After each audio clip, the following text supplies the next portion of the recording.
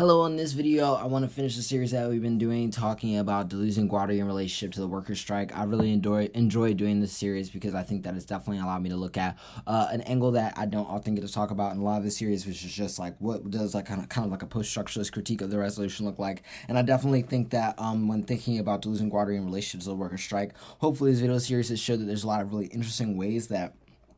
you can really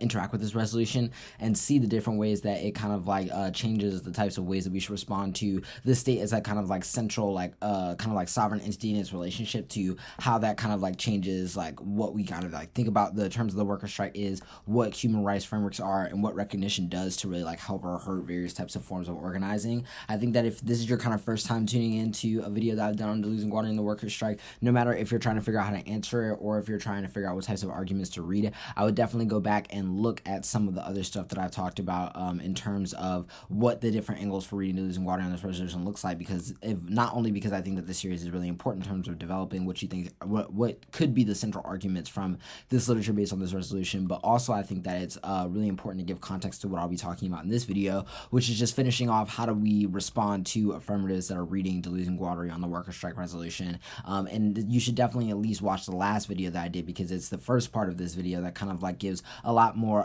kind of like structuring basis for what I think are some of the priorities for answering this argument and the ways that I think you can apply it to various types of case arguments, framework arguments, and T arguments. And I think in this series I want to continue that and talk a little bit more about how this applies to criticisms, counterplans, and disads, and what I think about like how these particular types of debates get down and what the best kind of options are against Deleuze and Guattari affirmatives. When I'm just thinking in general about like what types of criticisms make the most sense, I think that it's definitely the ones where you can kind of like not have to really compete on the basis of what the alternative is able to do or produce, because I feel like the more arguments you have about like what types of things the alternative produces, the harder it is to be able to win that you're a lot different than the way in which the 1AC is kind of just refusing or trying to evacuate whatever the state is kind of like doing in terms of recognition. I feel like a lot of the Deleuze and Guattari affirmatives are really just in the places of trying to win that being able to do things and organize other ways outside of the state are just better than being able to continue to give power to the sovereign and invest in sovereignty as like a structure that can basically restore the relationship that's already kind of present between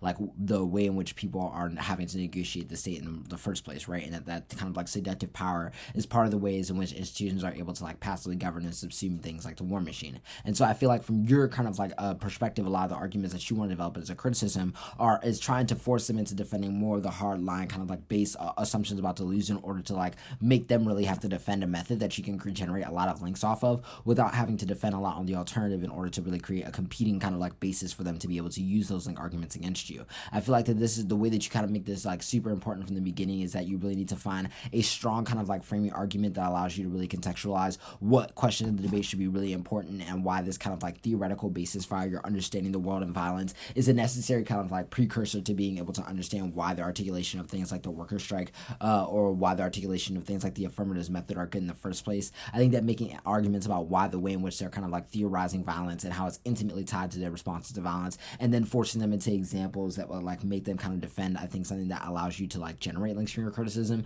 are the places where you really want to start this debate, because it allows you to build a really strong framing argument that kind of like gives your link arguments more credence and let the judge knows why they should be kind of valuing those things at like as a priority for their ballot. And it also allows you to kind of like already start to kind of like play down the value of like whether or not you're winning a competing alternative, because then it kind of like gives you the pivot to either be able to like win just like arguments about why refusing the 1AC in general are just like good and productive, but also other reasons about why like the status quo just might be preferable, why the 1AC might not be a move beyond the same type of violence of the status quo. All I think are possible options when you're reading criticisms like in this form or fashion against Deleuze and Guattari. I then think beyond that, it's really important to basically have an impact comparison module that allows those link arguments to kind of like show out really strong. I feel like in so many different literature bases, there are really good indicts of like how Deleuze and Guattari are kind of like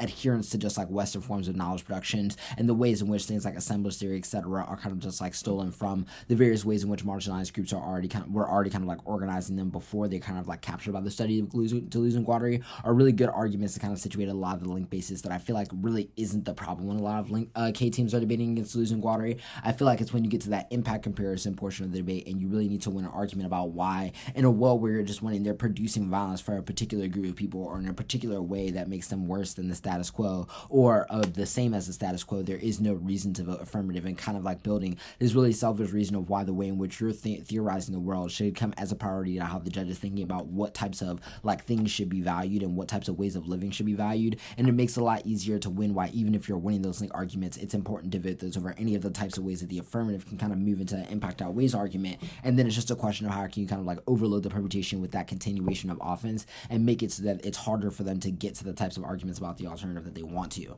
I think that when we think about what some of this advice looks like in the context of like counterplans and disads, it's really important to basically consider how things like those options are really enfolded in questions of how you're able to just do impact comparison in general. I feel like a lot of the counterplan dissad debates are really questions of why the particular usage of the worker strike is a way to resolve not only the proximate impacts that create various forms of institutional violence that contribute to the impacts that the 1AC will probably be talking about, but also why the kind of like state is a necessary actor inevitably in the way in which we're able to resolve those forms of violence proximately. And even if they're right about the things that they're saying about, like, for instance, the Seminoles theory and the way they're talking about the relationship between people and various forms of like institutions and organizations, it's still important to be able to have precise ways of understanding like why the state is kind of an inevitable barrier to being able to implement those types of strategies, and why learning the particular language and valuing the types of particular impacts that come from the types of disads and counterplays that can be generated are really important for the way that in which you're thinking about like how you're able to get to that institutional effect. And I think that being able to kind of like drill in why that kind of like works at an example basis can really allow you to like trickle into whatever type of impact scenario you want. And I think that allows you a lot of wiggle room in order to like stay really proactive and nuanced in terms of like what types of impacts you kind of want to be reading against this affirmative, depending on the ways in which they're kind of like arguing and making their own impact framing arguments. And I think that as long as you're able to win this kind of like proximate cause argument about the ways in which your impacts magnify theirs, then it's a lot harder for them to win that their impact comparison model means that the affirmative should just be voted for on base value, and you're still able to like hammer in reasons why your kind of like negative position would be a lot more preferable, which is a much better position to be in than having to just like simply go for whether or not you win like impact framing or not, and just like having an all-out brawl there, unless you're like extremely kind of prepared for the arguments that they're willing to offer in that. And if you are, I definitely think that that could be a really interesting way to kind of like trap them on the reverse end of things. So yeah, hopefully this video is helpful, and hopefully you'll tune into the rest of the videos that I'll be